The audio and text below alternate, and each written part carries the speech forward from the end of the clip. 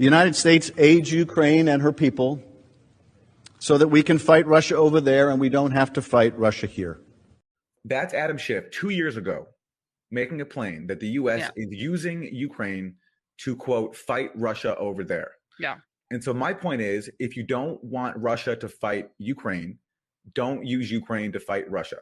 And that's what the U.S. has been doing for the last 8 years, of essentially using Ukraine as cannon fodder in this bid to encircle Russia with offensive weaponry and a hostile military alliance in the form of NATO. And this is we're now getting Russia's response, and it's awful, and it should be opposed. And the best way to oppose it is to demand that the U.S., the government that we have influence over, abandon this bid to use Ukraine as a proxy state on Russia's border, because it's been obvious for a long time that it's insane, and it's already caught for all the civilian suffering that we're about to see in Ukraine.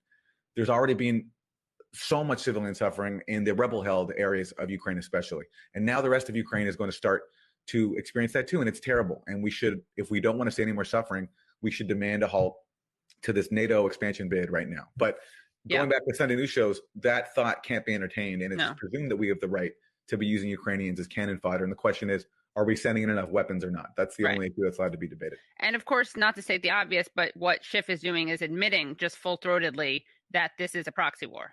He says we're fighting them. He says we're using Ukraine to fight Russia over there. I mean, it's the most concise expression of the U.S. policy that I can think of. And he said it when he said it at the time, it was during Trump's first impeachment. This speech was widely hailed as this noble defense of U.S. democracy. What it actually was expressing a bipartisan point of view that we have the right to use Ukraine for a proxy war against Russia. And it's led to the moment we're in right now.